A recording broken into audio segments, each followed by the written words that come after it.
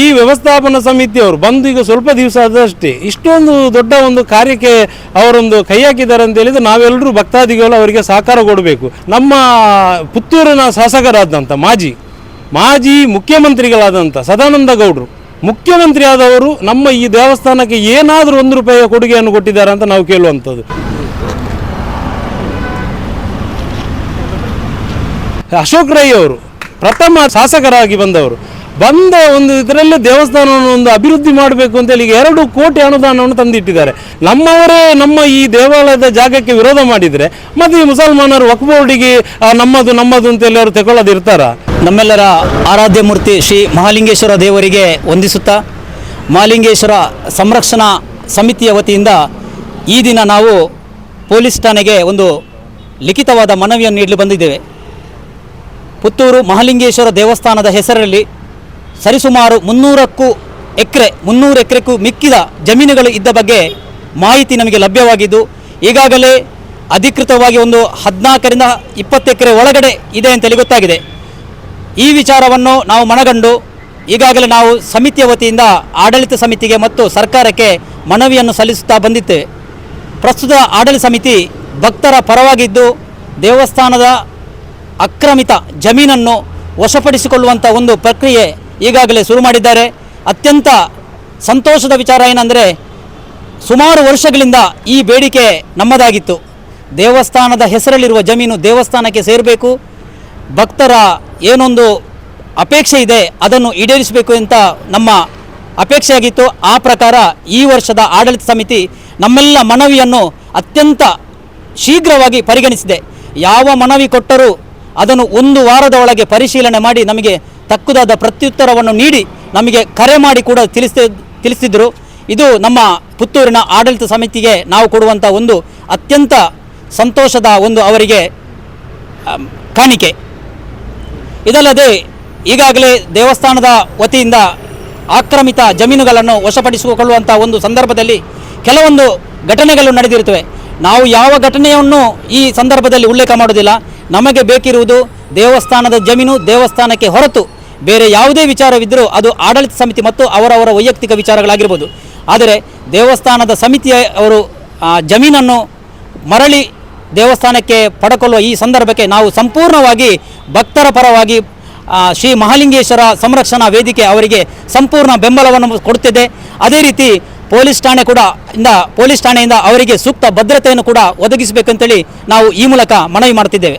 ನಾವು ಈಗಾಗಲೇ ಬಂದು ಆರಕ್ಷಕ ಠಾಣೆಗೆ ಠಾಣಾಧಿಕಾರಿಯವರಿಗೆ ಮನವಿ ಕೊಡ್ತಾ ಇದ್ದೇವೆ. ಯಾರ ಪರವಾಗಿಯೂ ಅಲ್ಲ, ಯಾರ ವಿರೋಧವಾಗಿಯೂ ಅಲ್ಲ. ನಾವು ಮಹಾಲಿಂಗೇಶ್ವರನಿಗೆ ಶರಣಾಗಿ ಬಂದಂಥ ಸಂರಕ್ಷಣಾ ಸಮಿತಿ ನಮಗಿಲ್ಲಿ ಧರ್ಮ ಉಳಿಬೇಕು, ಮಹಾಲಿಂಗೇಶ್ವರನ ಜಾಗೆ ಮಹಾಲಿಂಗೇಶ್ವರನಿಗೆ ಸೇರಬೇಕು ಹೇಳಿ ನಾವು ಈ ಮನವಿಯನ್ನು ಕೊಡ್ತಿದ್ದೇವೆ. ಅದೇ ರೀತಿ ಆಡಳಿತ ಸಮಿತಿಯವರಿಗೆ ಸೂಕ್ತವಾದ ಭದ್ರತೆಯನ್ನು ಕೊಡಬೇಕು, ಎಲ್ಲರಿಗೂ ಒಳ್ಳೆಯದಾಗಬೇಕು. ಇದು ಇಲ್ಲಿ ಟೀಕೆ ಟಿಪ್ಪಣಿ ಮಾಡುವಂಥ ವ್ಯವಸ್ಥೆಗಳಲ್ಲ, ಯಾರ ಪರವಾಗಿಯೂ ಅಲ್ಲ, ಯಾರ ವಿರೋಧವಾಗಿಯೂ ಅಲ್ಲ.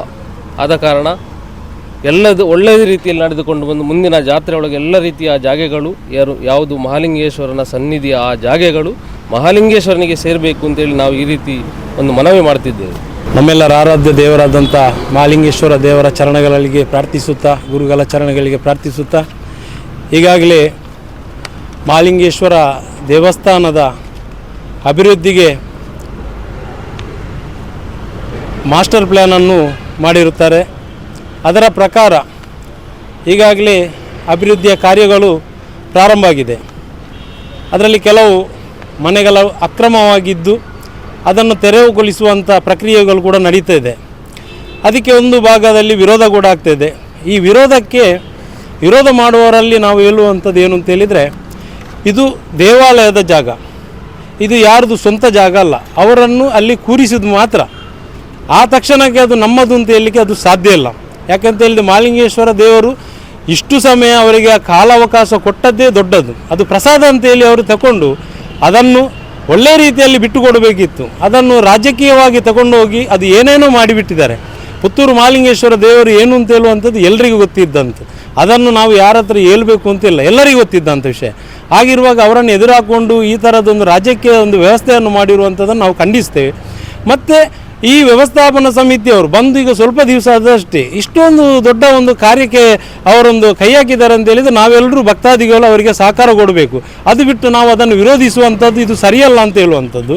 ಮತ್ತು ನಮ್ಮ ಪುತ್ತೂರಿನ ಶಾಸಕರಾದಂಥ ಮಾಜಿ ಮುಖ್ಯಮಂತ್ರಿಗಳಾದಂಥ ಸದಾನಂದ ಗೌಡರು ಮುಖ್ಯಮಂತ್ರಿ ಆದವರು ನಮ್ಮ ಈ ದೇವಸ್ಥಾನಕ್ಕೆ ಏನಾದರೂ 1 ರೂಪಾಯಿಯ ಕೊಡುಗೆಯನ್ನು ಕೊಟ್ಟಿದ್ದಾರೆ ಅಂತ ನಾವು ಕೇಳುವಂಥದ್ದು.